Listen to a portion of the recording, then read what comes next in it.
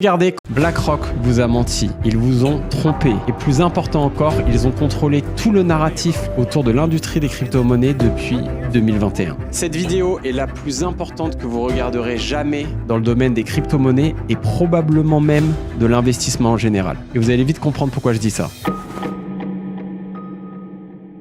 Alors, c'est plus un secret pour personne, BlackRock va lancer son ETF Bitcoin prochainement. Ils sont actuellement en attente de validation par la SEC, l'administration financière américaine. Maintenant, faisons un petit retour en arrière et retournons pendant l'été 2021. Regardez comment BlackRock a manipulé le marché des crypto-monnaies. Alors, on va mettre toutes les conspirations de côté, on va juste parler des faits. Commençons par le moment où Elon Musk a déclaré que Tesla n'accepterait plus le Bitcoin en tant que moyen de paiement. C'était le 12 mai 2021. Et c'est ça qui a entraîné un crash de Bitcoin de 63 000 $ aux alentours de 28 000 $. Écoutons ce que Cathie Wood de ARK Investment a à dire sur ce sujet. Elon a probablement reçu quelques appels d'institutions. J'ai remarqué que BlackRock est leur troisième actionnaire et que Larry Fink, le PDG, se concentre sur l'ESG et en particulier sur le changement climatique.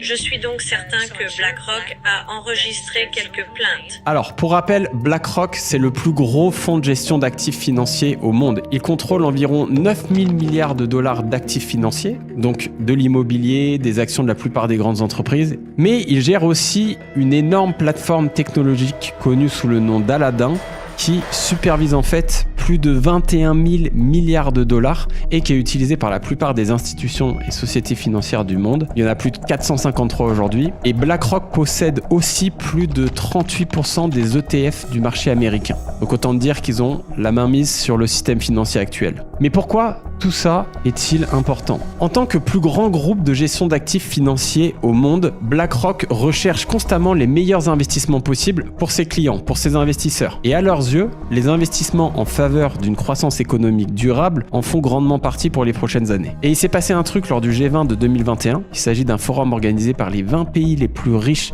qui se réunissent autour d'une table pour aborder certains problèmes majeurs de l'économie mondiale. Devinez qui a pu y prendre la parole ? Larry Fink, le PDG de BlackRock tout-puissant, et voici ce qu'il avait à dire à ce moment-là. Notre travail consiste donc à trouver des investissements efficaces et dans ce cadre, à guider et à orienter nos investisseurs quant à l'endroit où ils placent leur argent.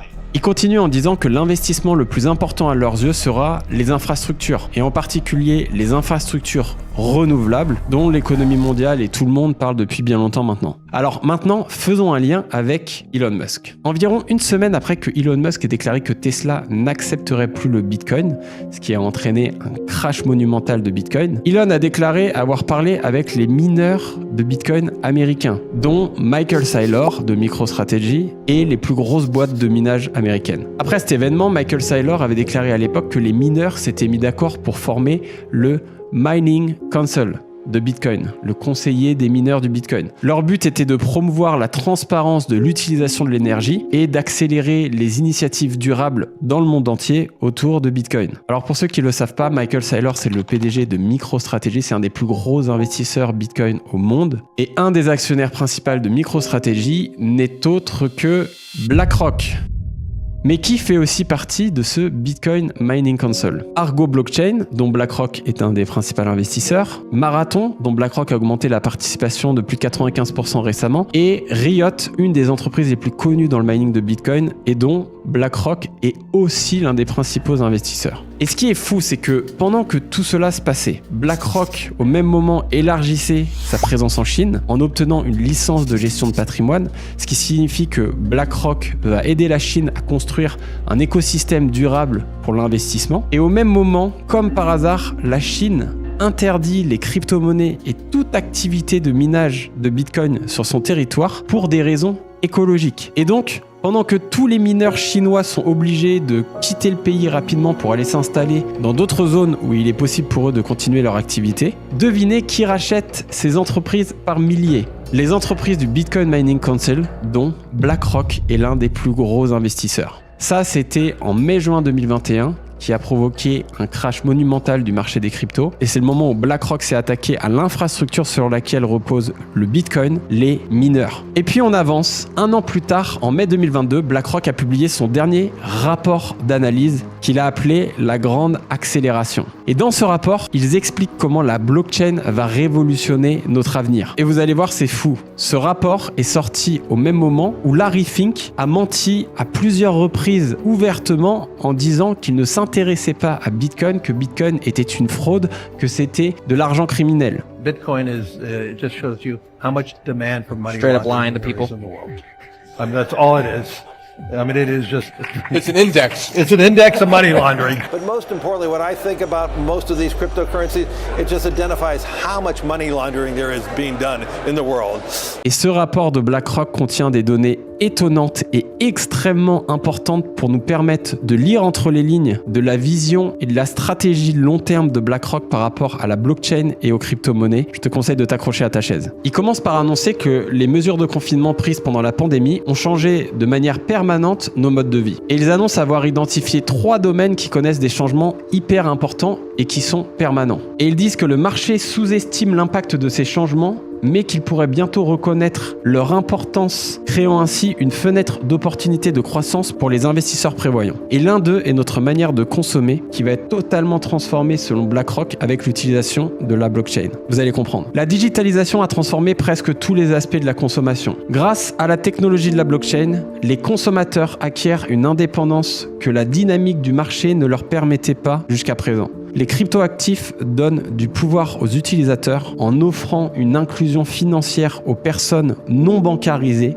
et permettent aux utilisateurs de reprendre le contrôle sur leurs données personnelles, un marché d'une valeur de 150 milliards de dollars annuels. Vous allez voir, ce rapport est super important. Les caractéristiques de la blockchain ont de vastes implications pour la protection, la monétisation et la vérification de tout ce qui est numérique, ce qui est d'une valeur incalculable pour les 2 milliards de personnes dans le monde qui sont censées acheter des biens et des services en ligne. Attendez, c'est pas fini, vous allez voir, BlackRock a compris l'opportunité de Bitcoin et des crypto-monnaies beaucoup mieux que ce qu'ils osent prétendre publiquement. Le rapport continue en montrant à quel point les transactions en ligne sont simplifiées quand on utilise Bitcoin à la place du système traditionnel bancaire qu'on connaît tous. Et il y a encore mieux après. Alors que les consommateurs des pays émergents dominent la consommation mondiale, 2,5 milliards de personnes n'ont pas accès aux services bancaires. Et pourtant, 60% de cette population possède un smartphone. Le marché semble encore sous-estimer la façon dont les caractéristiques de la blockchain peuvent accélérer la prolifération des crypto-monnaies dans le monde. Alors que l'attention du marché est concentrée sur le prix et la volatilité des crypto-monnaies, nous pensons que l'opportunité plus large tirée parti de la technologie